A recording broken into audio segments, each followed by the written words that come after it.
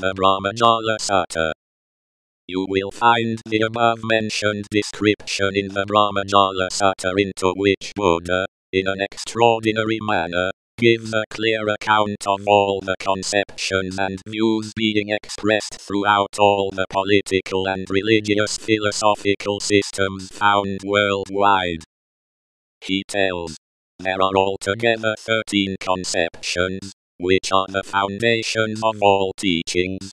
Whether one of these latter is philosophy, politics, economics, sociology, religion, spirituality, or else nihilism or eternalism.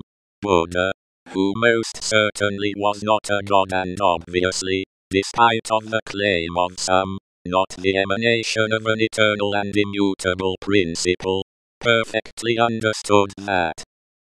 I beg you, study this sutta and do it under the guiding light of a direct and living experience of vipassana, and you will see how, 25 centuries ago, this man, the monk Gautama, has, in a few sentences, summarized and integrated all that is taught and known today as Nazism, communism, fascism, capitalism, etc. In short, he has classified all the forms of beliefs that we can find, on one hand, among all the socio-political systems, all that has been taught in religious systems such as Christianity, Judaism, Islam, including a part of Hindu teachings, and, on the other, what is taught into what we call Mahayana Buddhism, also known as speculative or modern Buddhism. There is no truth. Through his own life experience, the monk Gautama has discovered that there is nothing like this as such. The world is desperately void. It is void of substance and truth. Anyway, Buddha doesn't use this word, save in a quite specific context. He doesn't speak about the truth. We are longing for a kind of solidity, of steadiness. We have thus imagined to find it in material and social achievements, or else, according to our sensitivity, in a spiritual realization, a unitary experience of transcendence. Unfortunately, according to Buddha, this unity, this Buddhahood, is still a transitory experience. Exactly in the same range of skills and the same manner as the one which has been expounded above, as someone who has reached a certain level of social or professional achievement. From a certain viewpoint, there is no difference between the fact of having achieved a spiritual realization, on one hand, and having acquired a property on the other, because in both cases, a minimum of efforts will then be needed to maintain them both. All this tends to prove that they are not eternal, as if those spiritual masters genuinely reached unity, then why do they need to do any further practices whatsoever? Any recitations whatsoever? Any prayers whatsoever? Why praying any longer?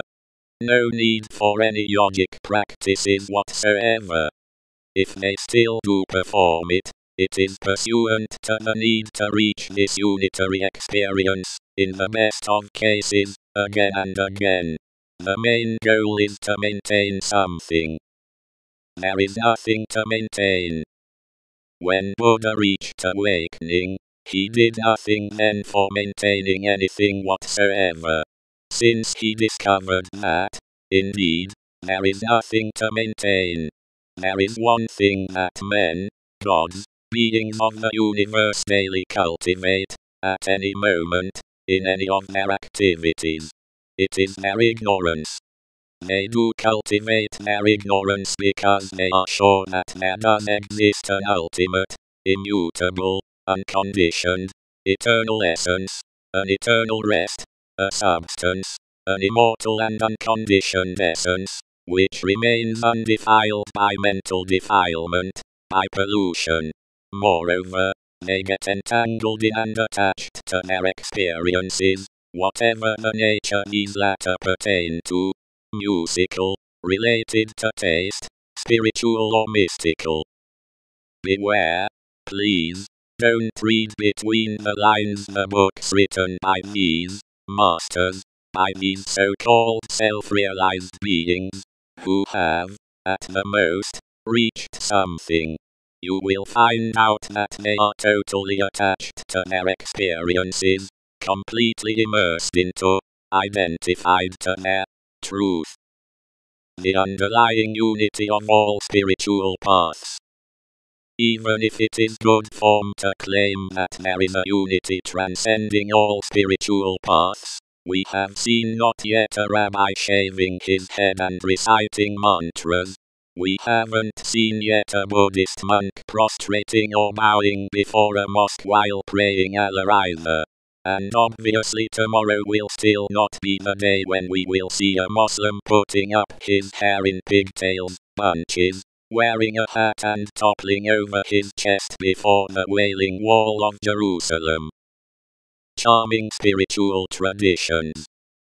Asians, with their spiritual traditions such as Buddhism, Hinduism, etc., have a know-how, and beyond contest a very touching and appealing way to go on that pleases Westerners strongly bogged down into materialism. The same thing applies to some South American spiritual traditions. The fact remains that it is the same thing. Whoever they are, they all exactly behave the same way. Buddha, in a sutta, brings to our acknowledgement the fact that a spiritual master is someone who talks only about two things: himself and his own experiences.